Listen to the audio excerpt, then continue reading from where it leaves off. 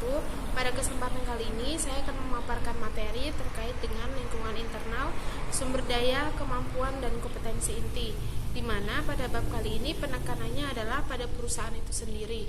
Melalui analisis lingkungan internal, perusahaan menentukan apa yang dapat dilakukannya, yaitu tindakan yang memungkinkan sumber daya, kemampuan, dan kompetensi inti yang dimiliki perusahaan.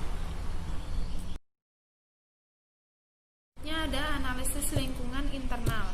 Jika suatu perusahaan ingin mencapai sebuah keuntungan, maka perusahaan perlu melalui strategi global, di mana seorang manajerial harus memiliki pemikiran yang berbeda. Jenis pemikiran ini adalah sumber daya, kemampuan, dan juga kompetensi inti suatu perusahaan itu bersifat heterogen. Pandangan ini menyatakan bahwa suatu perusahaan perlu memiliki paling tidak sedikit sumber daya dan kemampuan khusus yang dimiliki perusahaan itu berbeda dengan perusahaan lain. Selanjutnya ada tantangan analisis lingkungan internal.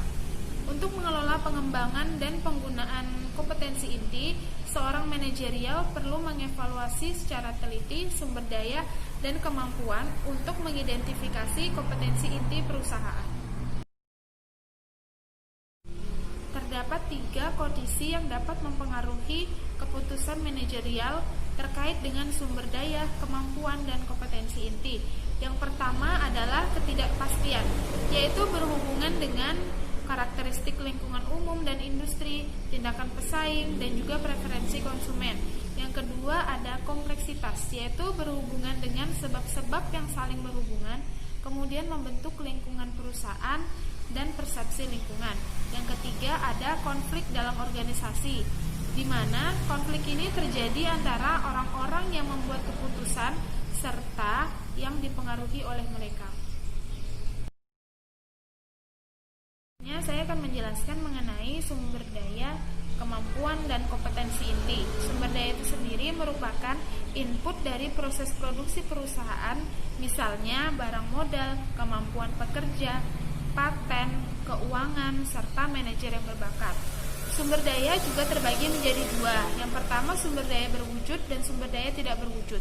Sumber daya berwujud contohnya adalah sumber daya finansial, sumber daya fisik, sumber daya manusia, dan sumber daya operasional.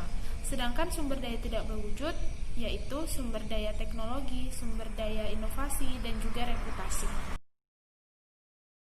Selanjutnya adalah kemampuan. Kemampuan ini mencerminkan kapasitas perusahaan untuk menggunakan sumber daya yang terintegrasi demi mencapai apa yang sudah diharapkan.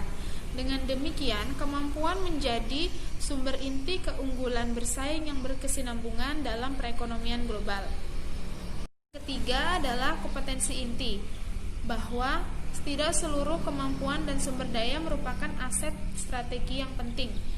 Memilih kemampuan yang merupakan kompetensi inti dan juga sumber keunggulan bersaing yang berkesinambungan membutuhkan analisis konsumen dan pesaing. Kemampuan dapat dikatakan kompetensi inti apabila dapat menolong untuk menciptakan produk tersendiri. Produk tersendiri itu maksudnya adalah barang atau jasa yang memiliki sifat dan karakteristik yang dihargai oleh konsumen. Selanjutnya ada kriteria keunggulan bersaing berkesinambungan. Terdapat 4 kriteria di mana kemampuan diidentifikasikan sebagai kompetensi inti. Yang pertama ada kemampuan yang berharga, yaitu kemampuan yang dapat menolong perusahaan untuk mendapatkan peluang atau menetralisir ancaman dari luar. Yang kedua, kemampuan yang langka, merupakan kemampuan yang dimiliki oleh sedikit pesaing pada saat ini atau pada saat yang akan datang. Yang ketiga, kemampuan yang tidak dapat ditiru dengan sempurna, yaitu kemampuan yang tidak dapat dikembangkan dengan mudah oleh pesaing. Yang terakhir ada kemampuan yang tidak dapat diganti, yaitu kemampuan yang tidak memiliki ekuivalen strategis.